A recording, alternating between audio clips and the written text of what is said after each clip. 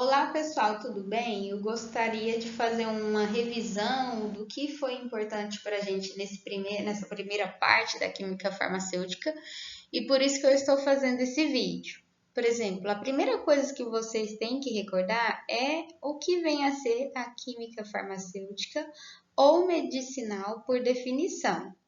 Por definição, eu gosto muito desse terminho aqui, o DOD, que é o descobrir ou desenvolver, isso vai de cada um, tá? Que intitula alguma palavra cognata, otimizar e direcionar ou desenvolver novos fármacos, só muda essa ordem. Então, vamos pegar essas primeiras: descobrir, otimizar e direcionar a síntese de novos fármacos, descobrir, otimizar e desenvolver a síntese de novos fármacos. Então, essa é a principal abordagem da química farmacêutica ou medicinal.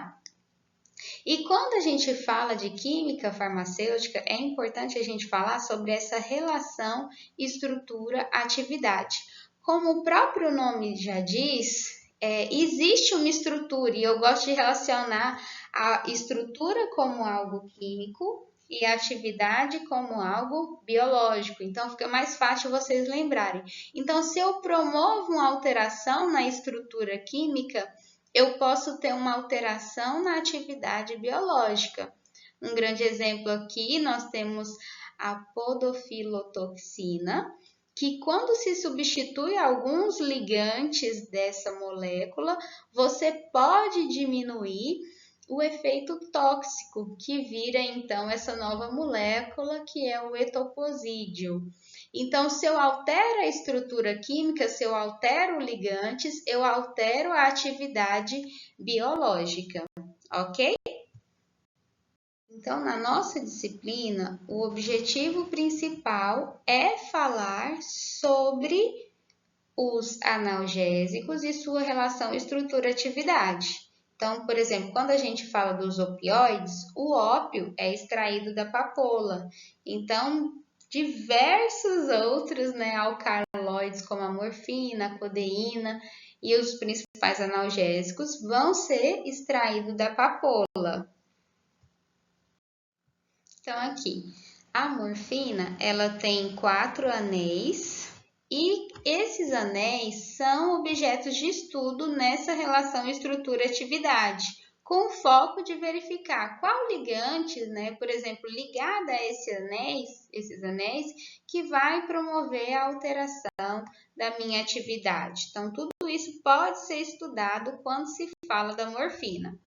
Então, por exemplo, aqui nós temos a morfina. A morfina, ela tem diferentes ligantes aqui presentes. Por exemplo, quando nós temos um anel aromático ligado a um OH, é um fenol. Quando esse OH está aqui ligado ao carbono, é um álcool. Então, vamos analisar o que vai acontecer com essa molécula se eu substituo esse OH, digamos assim, esse álcool fenólico que está aqui presente nessa estrutura.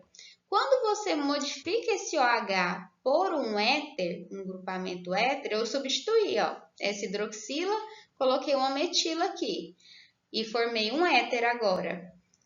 Quando eu faço isso, essa substância ela fica mais lipofílica. E quando eu altero o ligante, eu altero a molécula. Então, nesse caso, nós chamamos isso de codeína. Mas o que será que isso vai ocasionar na molécula da morfina? O que a gente vai identificar? Vai identificar que a atividade diminuiu. Ou seja, vamos supor que a morfina estava lá aliviando a dor. Quando eu substituí esse ligante, ela não conseguiu ter tanta eficácia nessa diminuição. Então, esse grupo é um grupo importante, porque eu alterei a atividade biológica e essa atividade biológica foi diminuída. Agora, se eu pego, por exemplo, um outro álcool e substituo ele, o que vai acontecer? Então, vou pegar esse álcool aqui na minha parte inferior. Quando eu substituo ele por uma cetona, o que eu formo? A molécula 6-oximorfina. E será que esse grupo funcional é importante? Como que eu vou saber se essa atividade biológica vai ser alterada ou não. Igual nesse caso, a atividade biológica foi inalterada. Então, esse grupo não vai ter tanta importância. Por quê? Porque a atividade não foi alterada. Então, nesse caso, esse grupamento OH presente aqui, ligado a esse anel aromático que corresponde a um fenol, ele é um grupo funcional mais importante do que esse álcool que está na extremidade inferior da morfina. Então, com base em estudos da química farmacêutica, foi possível determinar a parte farmacofórica da morfina. Então, nesse caso, esses grupos rachurados em roxa, em lilás aqui, eles são grupos importantes para essa molécula, porque quando se alteram esses ligantes, você altera a atividade dessa molécula, ok? Então, a gente fala então que esses grupos são grupos importantes e grupos que, até mesmo se você fizer uma simplificação molecular, eles vão ter maior validade em decorrência do seu poder de ação na atividade biológica. Mas o que vem a ser a simplificação molecular? É quando eu pego moléculas grandes, identifico as partes importantes e vou simplificando ela. Então, se você tem grupos funcionais que tem ali uma alteração, que promove uma alteração na atividade biológica, você pode trabalhar eles. Só recapitulando para ver se vocês entenderam, eu tenho a morfina. Substituo o OH ligado ao grupamento fenólico por um éter. Era mais hidrofílico, gostava de água e ficou mais lipofílico. E nessa hora, o que a gente tem então? A codeína. Agora, essa atividade diminuiu? Diminuiu. Esse grupo é importante? Sim. Já se eu pego a morfina, pego um outro grupo funcional, substituo ele por algo mais lipofílico também, mas vejo que essa atividade foi inalterada, igual no caso da 6-oximorfina. Se foi inalterado, esse grupo, essa estrutura química não promoveu uma alteração aí na atividade biológica. Então, não é um grupo tão importante de se mexer. Por que é importante falar sobre isso? Porque isso você pode avaliar qual é o ligante que muitas das vezes vai ter mais efeito colateral no paciente, como melhorar o poder de ação desse tipo de medicamento. Então, questões de otimização sempre serão bem-vindas se você vier a analisar os ligantes. A codeína, ela é considerada um profármaco. Vocês lembram o que vem a ser um profármaco? O composto entra inativo e dentro do nosso organismo ele é ativado. Por exemplo, aqui, ó. Lembra que a gente falou que quando você substitui o OH por um éter, a atividade diminui? Então, essa morfina não fica tão forte. Então, aqui você tem a codeína, você ingere ela. Quando ela está lá no seu organismo, passou pelo processo de digestão e entrou lá no fígado ela vai ser biotransformada. Então, esse grupamento lipofílico vai se tornar hidrofílico, porque o seu fígado vai tentar o tempo todo tornar algo hidrofílico para eliminar a urina. Então, seu fígado biotransforma algo que estava, em teoria, inativo, é ativado e agora você tem que estrutura? A morfina. Então, esse processo faz parte do sistema enzimático, né, do citocromo P450, e ele acontece transformando mesmo essa estrutura em decorrência da biotransformação presente na utilização desse tipo de medicamento.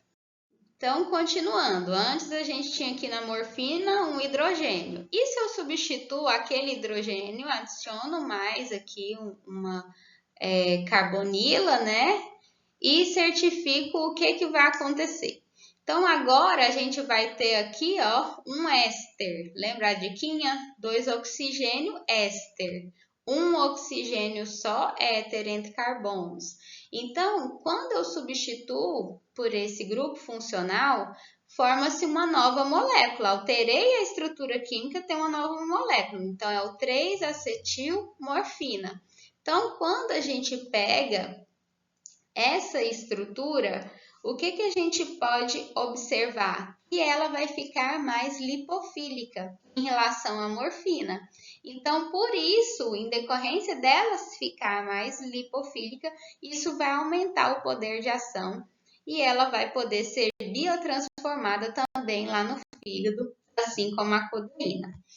E afinal, o que é a heroína? A heroína é o diacetilmorfina.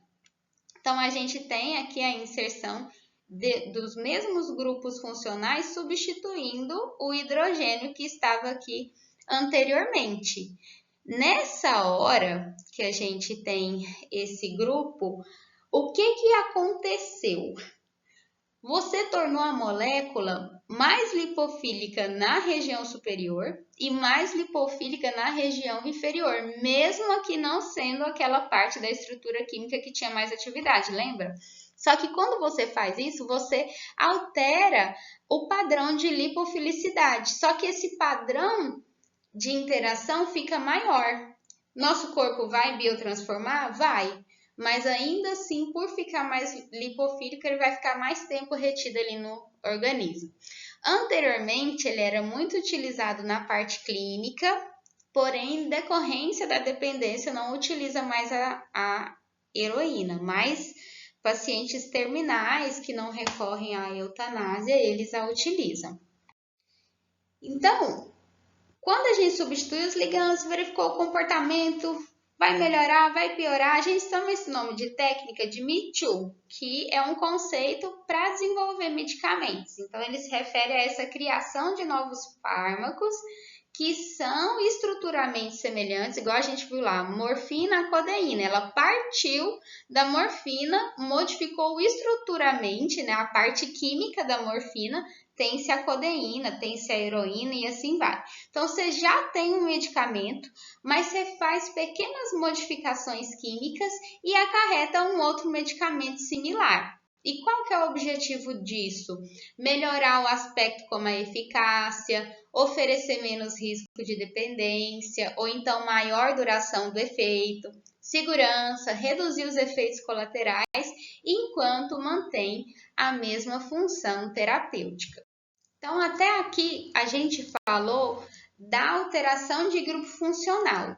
E se eu quiser aumentar a cadeia, o que isso vai ocasionar? Isso vai ocasionar ou o aumento da potência ou até mesmo a criação de antagonistas.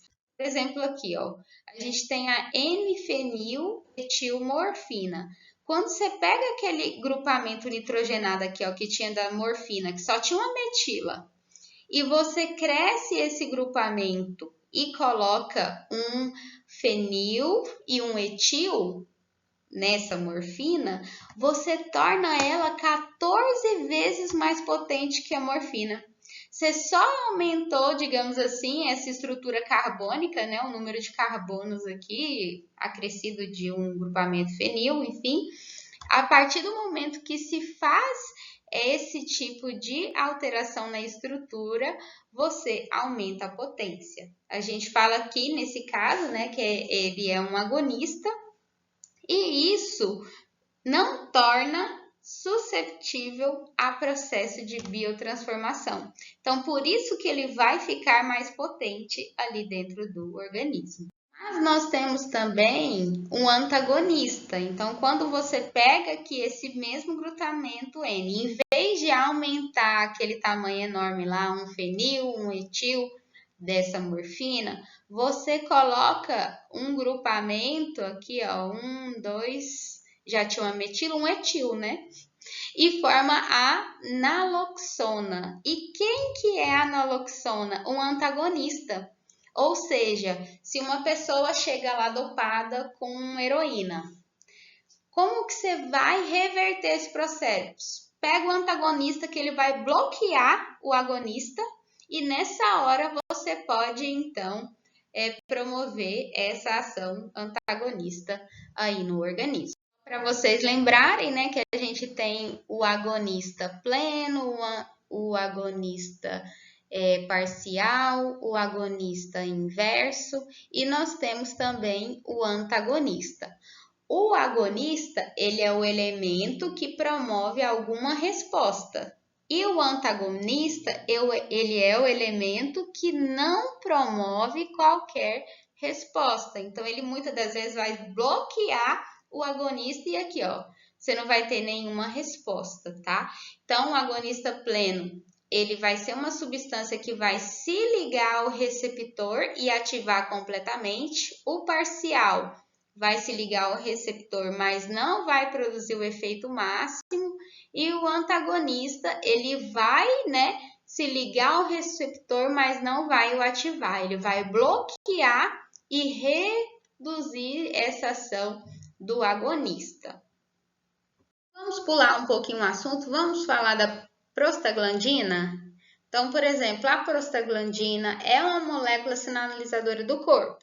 Então, se tem uma inflamação, ela vai sinalizar que lá tem uma lesão, ela vai ali sinalizar uma dor, ajudando ali a transmitir aquele sinal, uma febre, uma coagulação, enfim, ela está envolvida nesses processos. Então, geralmente, elas são produzidas em pequenas quantidades localmente e os seus efeitos vão depender do tipo de célula e receptor em que eles atuam, certo?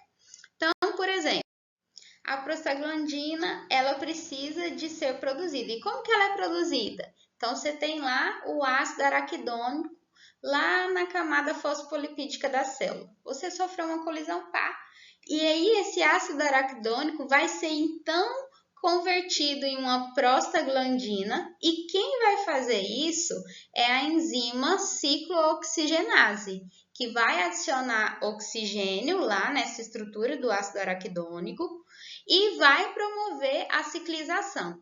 Então, no nosso organismo, ele é estocado sobre a forma de fosfolipídio nas membranas.